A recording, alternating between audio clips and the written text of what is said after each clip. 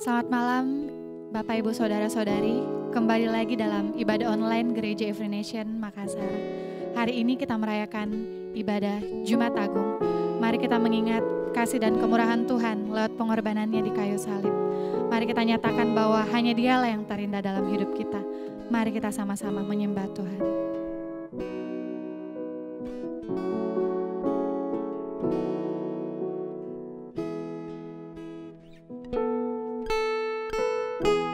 Terima kasih Tuhan untuk kasih-Mu, untuk pengorbanan-Mu Bapa. Tak ada yang seperti Engkau Tuhan. Hanya Engkau lah yang terindah dalam hidup kami. We praise You Lord.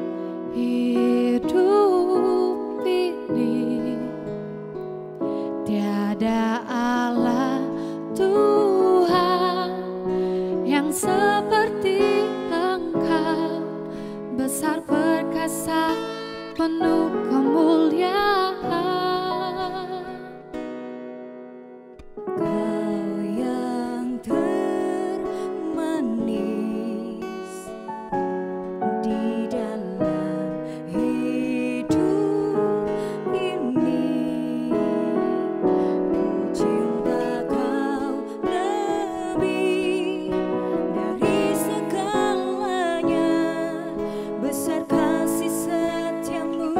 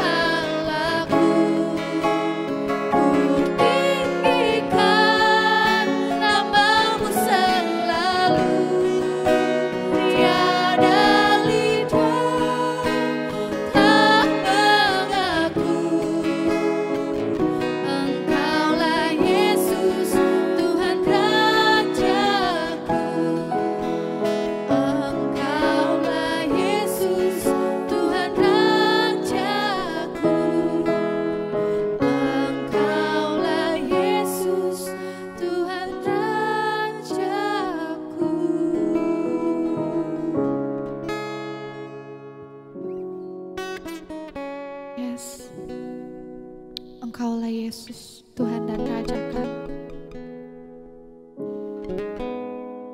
Hanya Engkau yang layak terima pujian dan hormat dan kemuliaan. Hanya bagi Engkau Tuhan.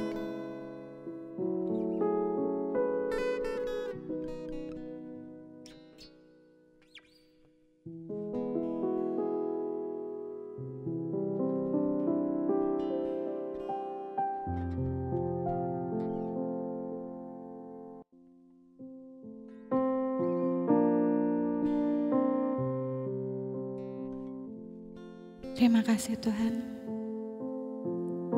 untuk pengorbanan, untuk kemurahan.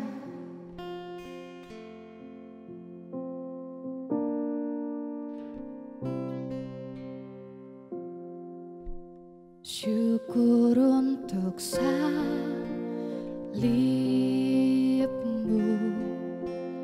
untuk harga yang Kau tebus, tanggung dosa maluku, Engkau turun, beriku anugerah-Mu. Syukur untuk kasih-Mu, untuk tangan yang terpadu,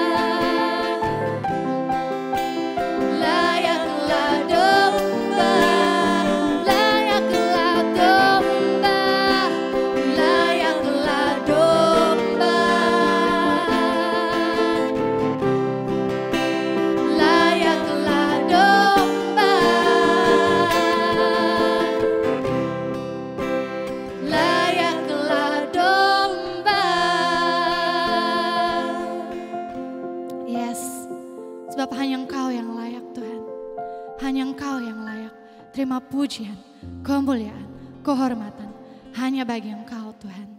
Terima kasih atas kasih-Mu Bapa, pengorbanan, kemurahan. Hanya Engkau Tuhan dan Raja kami. Dan tak ada yang sama seperti Engkau Tuhan. Kami ucap syukur akan kebaikan Engkau Bapa. Segala puji, hormat dan kemuliaan hanya milik Engkau. Dulu, sekarang dan sampai selamanya. Di dalam nama Yesus. Amin. Selamat sore Bapak Ibu Saudara-saudari yang dikasihi di dalam Tuhan kita Yesus Kristus. Senang sekali kita bisa berkumpul kembali pada hari ini untuk memuji, menyembah Tuhan, dan juga akan mendengarkan firman Tuhan. Dan saya percaya semua itu karena rahmat Tuhan atas kita semua. Tuhan masih memberikan kita kesempatan untuk bisa menikmati hidup ini. Hari ini kita merayakan suatu peristiwa yang sangat luar biasa yang pernah terjadi.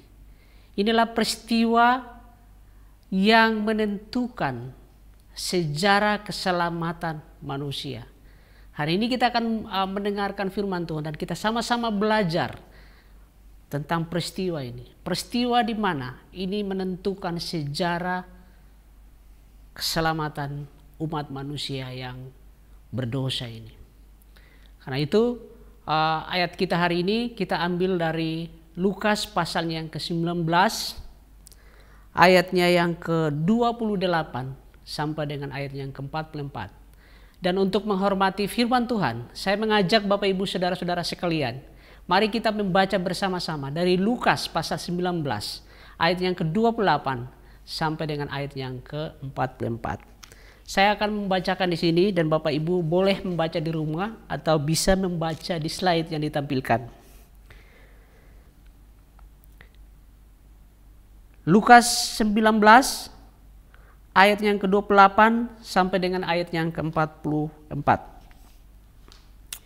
Dan setelah mengatakan semuanya itu, Yesus mendahului mereka dan meneruskan perjalanannya ke Yerusalem.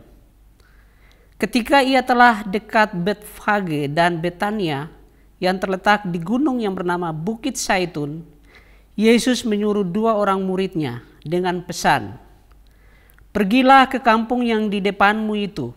Pada waktu kamu masuk di situ, kamu akan mendapati seekor keledai muda tertambat yang belum pernah ditunggangi orang. Lepaskanlah keledai itu dan bawalah kemari. Dan jika ada orang bertanya kepadamu, mengapa kamu melepaskannya? Jawabnya begini, Tuhan memerlukannya." Lalu pergilah mereka yang disuruh itu dan mereka mendapati segala sesuatu seperti yang telah dikatakan Yesus.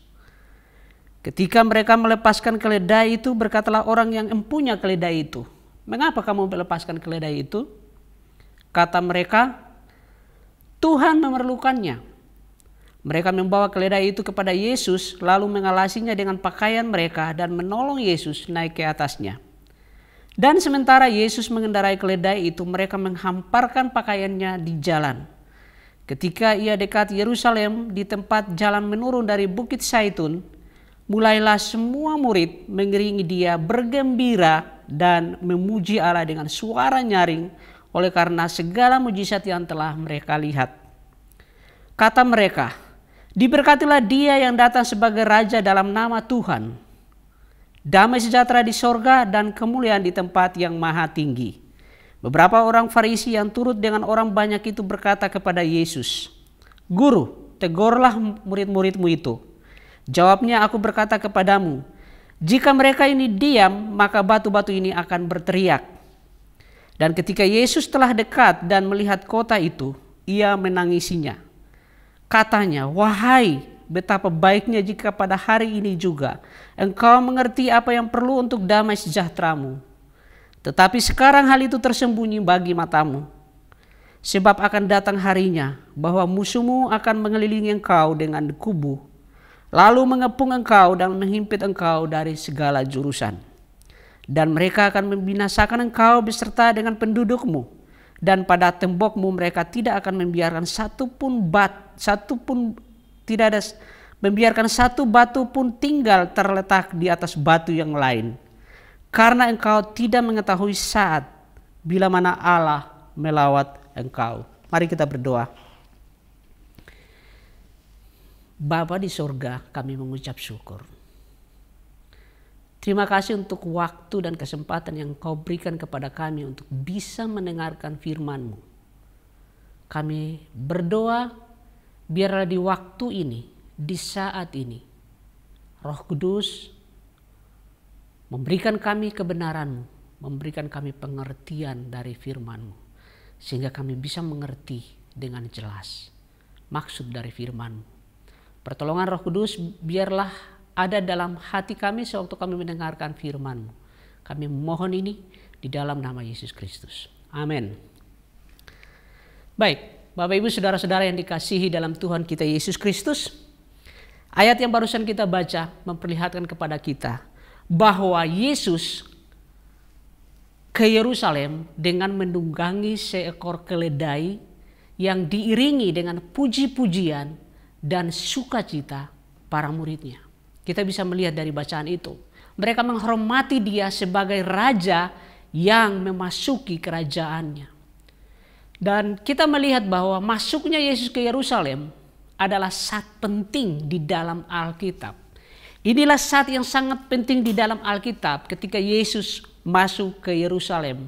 Inilah suatu peristiwa di mana dimulainya. Ini peristiwa yang sangat penting di mana sejarah keselamatan manusia dimulai ketika Yesus masuk ke Yerusalem. Ini sangat penting. Kenapa? Karena itulah waktu di mana Yesus secara terbuka mengumumkan bahwa dia adalah Mesias, Raja yang dijanjikan oleh para nabi dan yang tertulis di dalam kitab suci. Ini adalah momen yang sangat penting. Inilah momen yang sangat luar biasa bagi sejarah keselamatan umat manusia.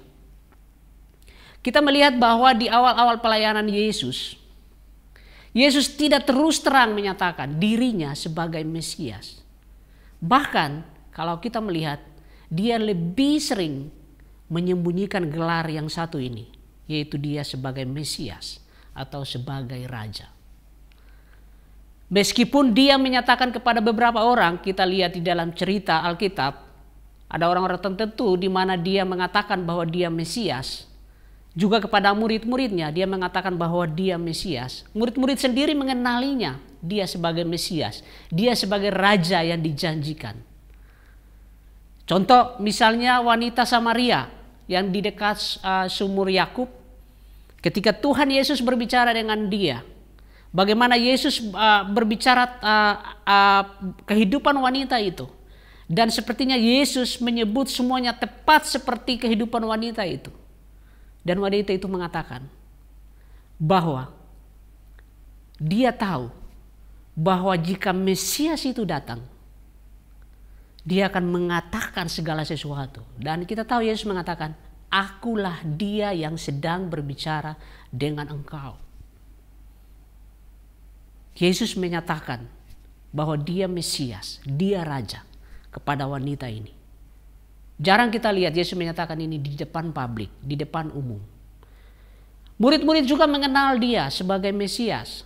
Ketika Yesus bertanya kepada murid-muridnya, menurut kamu siapakah aku ini? Ada yang menjawab Elia, ada yang menjawab Nabi yang akan datang. Tetapi kemudian kita melihat bahwa Petrus menjawab Yesus, engkaulah Mesias, anak Allah yang hidup. Dan Yesus mengatakan, berbahagialah engkau Simon bin Petrus, karena bukan manusia yang mengatakan itu kepadamu, tetapi Bapakku yang di sorga, Allah yang menyatakan itu kepadamu. Bagi orang Yahudi, janji mesianik ini adalah salah satu yang mereka tunggu-tunggu. Salah satu yang mereka nanti-nantikan. Inilah janji yang mereka pegang. Janji tentang mesianik ini. Kita mulai dari ayat yang ke-28 dari bacaan kita hari ini. Dan setelah mengatakan semuanya itu, Yesus mendahului mereka dan meneruskan perjalanannya ke Yerusalem. Kita perhatikan di sana dikatakan bahwa Yesus mendahului mereka. Yesus mendahului mereka. Mereka ini adalah para murid. Artinya ini menunjukkan bahwa Yesus sedang memimpin para muridnya. Dia berada di depan dan memimpin para murid. Dan kemudian di frase berikutnya dikatakan bahwa dan meneruskan perjalanannya ke Yerusalem. Jadi dalam perjalanan ini Yesus sebenarnya memimpin mereka. Dia yang berada di depan. Dan perjalanan Yesus, dia melewati hutan, mendaki bukit Yeriko. Kemudian menuruni Bukit Zaitun. Perjalanannya bukan perjalanan yang mudah, ini perjalanan yang sangat sulit. Tetapi kita melihat bahwa dia mendahului mereka, kemudian dia memimpin perjalanan mereka. Kemana? Ke Yerusalem. Yerusalem adalah tujuan Yesus. Yerusalem adalah tujuan Yesus di dalam kehidupannya. Dan kita melihat tujuan Yesus adalah untuk mati. Jadi dia datang untuk mati. Yerusalem adalah tempat di mana dia akan menderita. Yerusalem adalah tempat di mana dia akan dihukum mati. Itu Yesus tahu mengenai hal itu. Dan saudara tahu peristiwa ini adalah minggu terakhir kehidupan Yesus sebelum dia disalibkan. Dan kemudian frase di atasnya dia katakan, setelah mengatakan semuanya itu. Apa itu setelah dia mengatakan semuanya itu? Kita lihat bahwa sebelum peristiwa ini, Tuhan Yesus sedang berbicara tentang uang mina. Perumpamaan tentang uang mina. Dan kita lihat kesimpulan dari perumpamaan uang mina ini. Yesus menjelaskan bahwa dia akan datang sebagai raja yang berotoritatif. Dari perumpamaan itu kita bisa lihat. Namun demikian, Yesus tahu bahwa dia akan ditolak oleh para pemimpin-pemimpin. Karena itu, Yesus telah setting pikirannya untuk pergi ke Yerusalem dan menanggung banyak penderitaan. Yesus tahu itu. Dikatakan bahwa Yesus masuk ke Yerusalem dengan menunggang seekor keledai. Yesus menyuruh 2 orang muridnya, sebelumnya dia menyuruh 2 orang muridnya pergi ke kampung yang di depan mereka. Di ayat 29, di sana dikatakan ketika ia telah dekat Betfage dan Betania yang terletak di gunung yang bernama Bukit Zaitun, Yesus menyuruh 2 orang muridnya dengan pesan, pergilah ke kampung yang di depanmu itu. Pada waktu kamu masuk di situ, kamu akan mendapati seekor keledai muda tertambat yang belum pernah ditunggangi orang. Lepaskanlah keledai itu dan bawalah kemari. Kemudian di ayat 31, dan jika ada orang yang bertanya kepadamu, mengapa kamu melepaskannya? Jawabnya begini, Tuhan memerlukannya.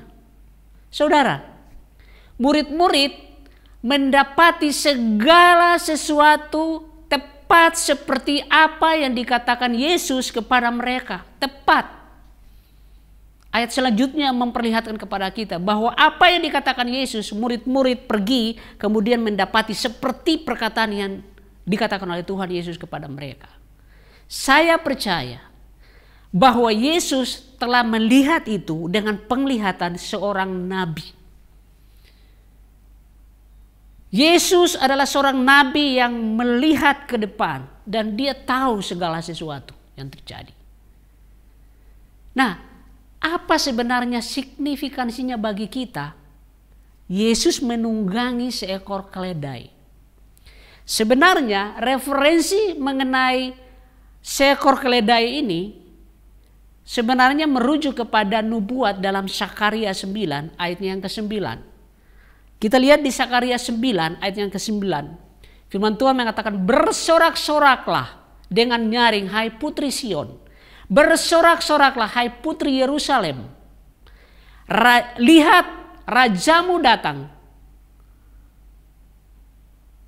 kepadamu. Ia adil dan jaya. Ia lemah lembut dan mengendarai seekor keledai. Seekor keledai beban yang mudah. Bapak Ibu Saudara-saudara, keledai adalah kontras dari kuda. Biasanya kuda itu dipakai untuk berperang, tetapi Yesus menunggangi seekor keledai. Apa artinya? Ini menandakan bahwa Yesus membawa damai dan bukan perang. Nah, apa pelajaran bagi kita hari ini?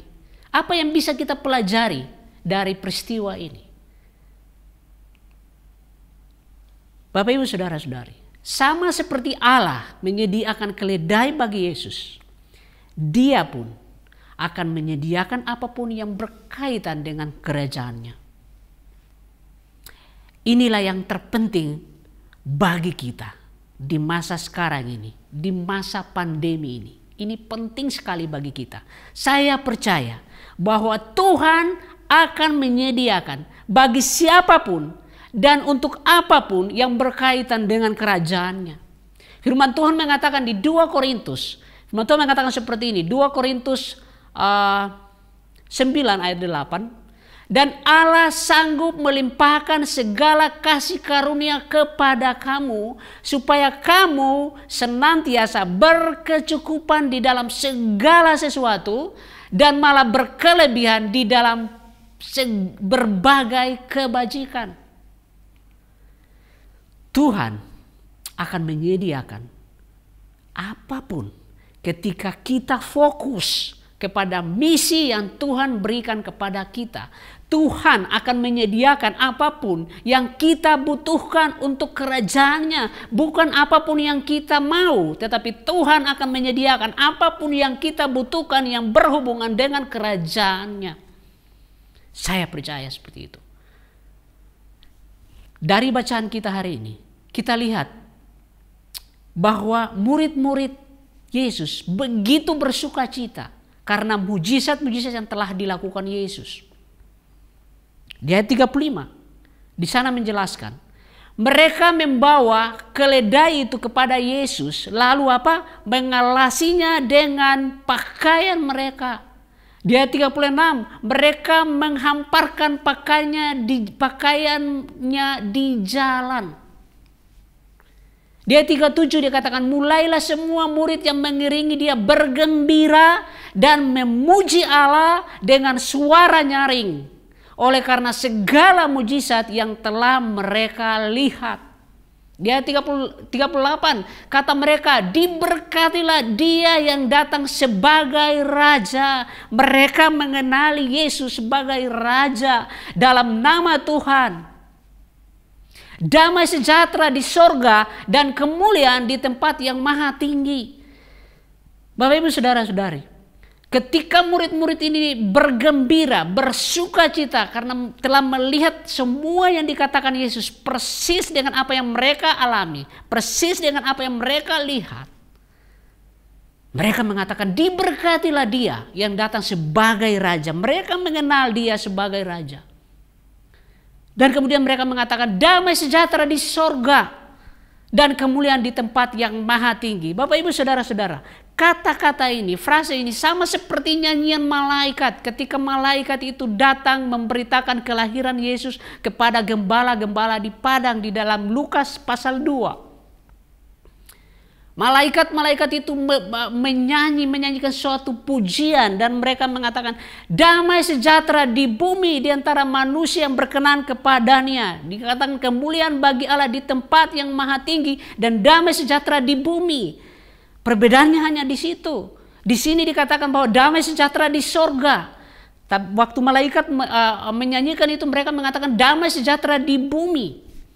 Ini berarti bahwa Yesus datang membawa damai sejahtera bukan hanya ke bumi ini, bahkan Yesus membawa damai sejahtera masuk ke sorga, masuk ke dalam kerajaannya. Wow, ini adalah hal yang luar biasa.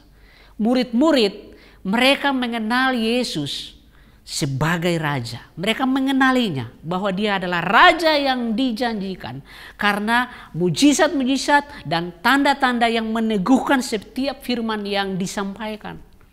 Di ayat 39, kemudian yang terjadi seperti ini, ayat 39, para orang-orang Farisi itu mendengar murid-murid bersukacita, bergembira dan berteriak, menyanyi dan memuji Tuhan. Orang Farisi tidak nyaman. Mereka mengatakan, "Guru, tegurlah murid-muridmu itu," di ayat 39. Tetapi apa yang Yesus jawab di ayat 40? Jawabnya, "Aku berkata kepadamu, jika mereka ini diam, maka batu-batu ini akan berteriak." Bapak Ibu Saudara-saudari, murid-murid tidak bisa ditahan. Mereka memuji Tuhan, mereka memuliakan, tidak bisa dihentikan, saudara. Ketika mereka tahu bahwa dialah raja yang dijanjikan itu. Murid-murid sangat bersuka cita karena Yesus menuju Yerusalem. Bagi mereka inilah momen yang tepat Yesus dinyatakan di Yerusalem. Kenapa? Karena Yerusalem adalah pusat kepercayaan orang Yahudi. Kemudian mereka berseru, "Hosana bagi dia. Hosana bagi dia yang datang di dalam nama Tuhan. Diberkatilah dia." Bapak Ibu, mereka bersuka cita. Mereka bernyanyi bagi Tuhan. Mereka memuliakan Tuhan. Mereka memuji dia. Karena mereka tahu bahwa Yesus akan masuk ke Yerusalem yang menjadi pusat kepercayaan orang Yahudi. Dan mereka berseru kepada dia, "Hosana bagi dia." Tetapi Bapak Ibu Saudara-saudari, menariknya adalah ketika momen di mana murid-murid itu bergembira dan bersuka cita, pada saat yang sama Yesus menangis. Dan dia bukan menangis biasa, dalam bahasa aslinya dia menangis dengan keras. Sementara murid-murid bersuka cita, sementara murid-murid bergembira, Yesus menangis. Di ayat 41. Dan ketika Yesus telah dekat dan melihat kota itu, ia menangisinya. Saudara, bisa dibayangkan bagaimana Yesus menangis ketika dia melihat kota Yerusalem yang begitu megah, yang begitu luar biasa. Dari sini kita akan belajar beberapa hal. Yang pertama, Yesus datang membawa damai dalam hidup kita. Di ayat 42, katanya, "Wahai, betapa baiknya jika pada hari ini juga engkau mengerti apa yang perlu untuk damai sejahteramu. Tetapi sekarang hal itu tersembunyi bagi matamu." Yesus datang membawa damai sejahtera. Shalom, itulah kata damai sejahtera.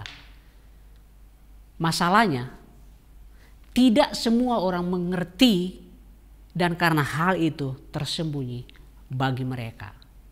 Damai sejahtera berarti memiliki harmoni dengan Allah. Kita memiliki hubungan yang harmoni dengan Allah, dengan Tuhan.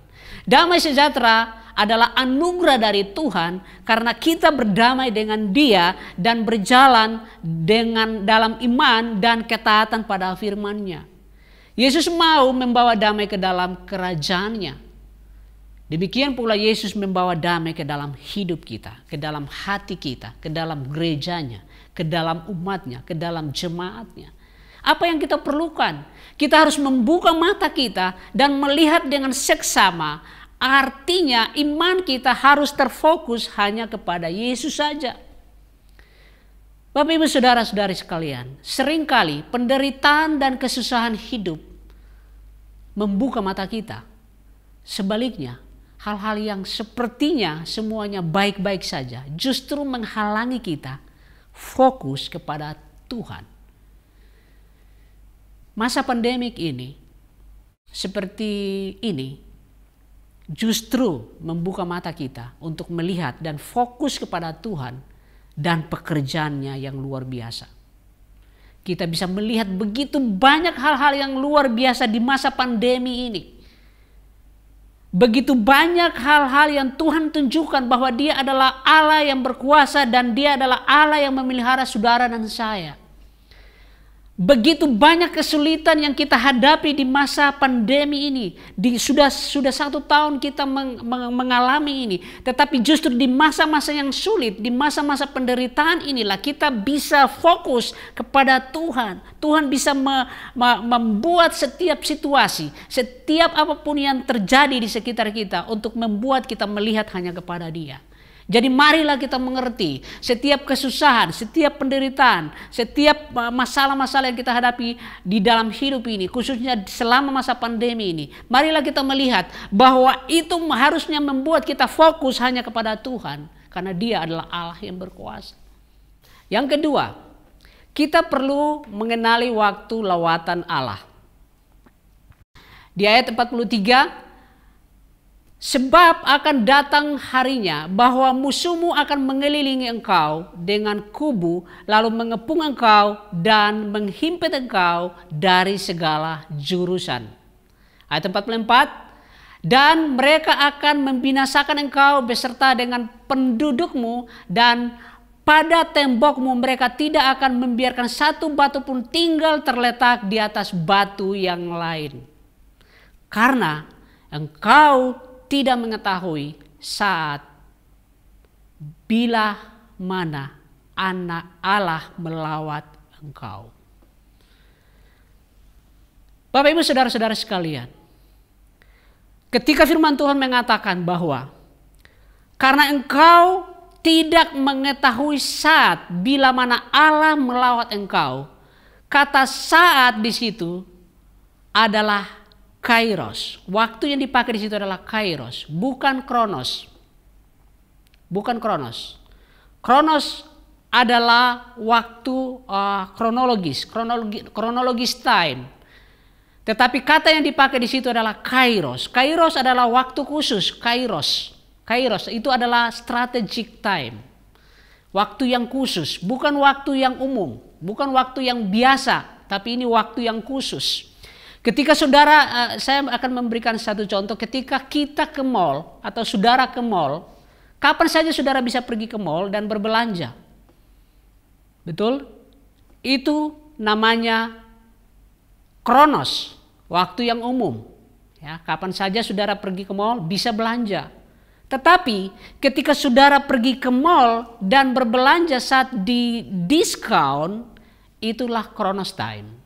Itulah strategic time, itulah waktu yang berbeda, itu adalah waktu yang khusus. Lawatan Tuhan di sini adalah waktu yang khusus.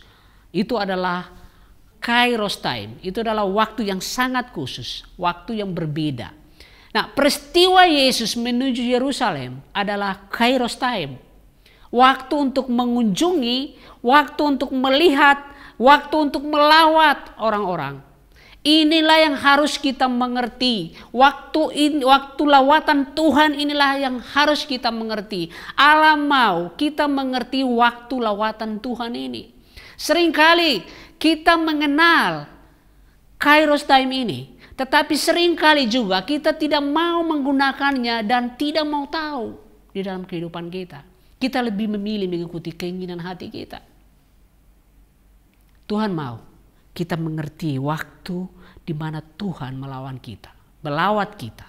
Waktu di mana Tuhan mengunjungi kita secara khusus, melihat kita, memperhatikan kita.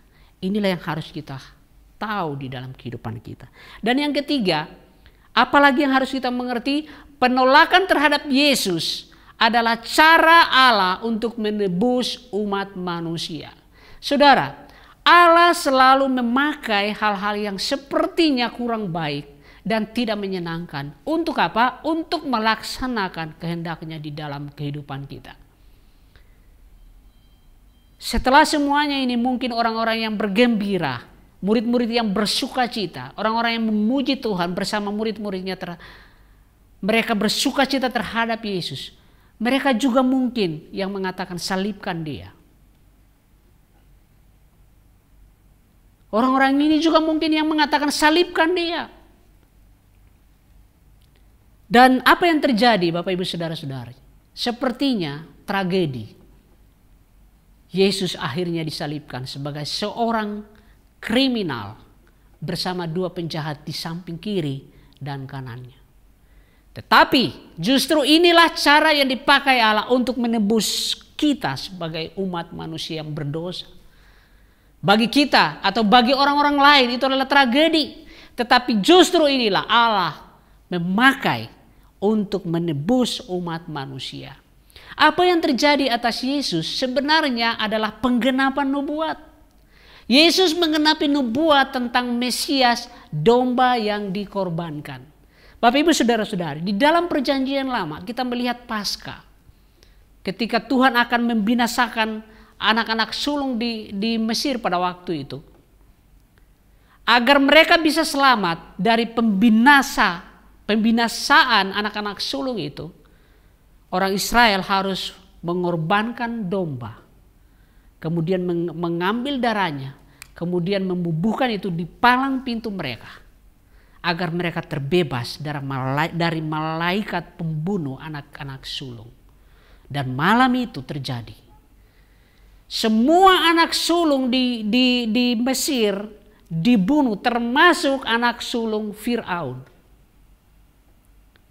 Tetapi setiap kali malaikat mendapati darah itu di atas palang pintu rumah orang Israel, malaikat itu akan melewatinya sehingga tidak membinasakan anak-anak sulung di rumah itu.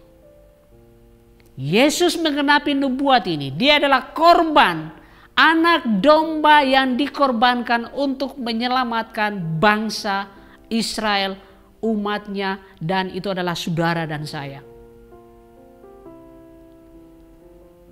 Inilah waktu yang menunjukkan kepada kita ketika Yesus masuk ke Yerusalem. Inilah sejarah penyelamatan Allah untuk umatnya telah dimulai. Yesus telah menyatakan dirinya bahwa dia adalah Mesias, anak domba Allah yang dikorbankan untuk keselamatan umat manusia. Mari kita berdoa. Bapa di surga, terima kasih untuk firman-Mu. Kami telah melihat bahwa Engkau, Yesus Kristus, telah datang sebagai korban yang menebus dosa kami. Karena itu kami mengucap syukur karena Tuhan telah melawat kami. Tuhan telah menebus kami. Pekerjaan yang luar biasa. Pekerjaan yang menakjubkan. Di mana kami yang seharusnya digantung di atas kayu salib. Tapi Engkau telah menebus kami dari setiap belenggu dosa. Dari setiap kekejaman dosa ini. Sehingga kami akan terbebas. Dan kami benar-benar hidup dalam kebebasan untuk memuji menyembah Engkau. Untuk memuliakan Engkau dan melakukan kehendak-Mu dengan bebas selama kami hidup. Kami mengucap syukur Tuhan. Terima kasih. Segala pujian dan hormat kami berikan hanya bagi Engkau. Di dalam nama Yesus Kristus. Amin. Jemaat, terimalah berkat. Berkat dari Allah Bapa dan dari Tuhan kita Yesus Kristus. Kiranya menyertai kita hari ini, seterusnya, dan sampai selama-lamanya. Di dalam nama Yesus Kristus. Amin. Baik, Bapak Ibu, saudara-saudara sekalian, ibadah kita telah selesai dan selamat bersekutu satu dengan yang lain. Saya ingin mengatakan kepada kita semua, selamat merayakan Paskah, memperingati bagaimana Tuhan Yesus menebus kita. Selamat Hari Raya Paskah. Tuhan memberkati kita semua. Amin.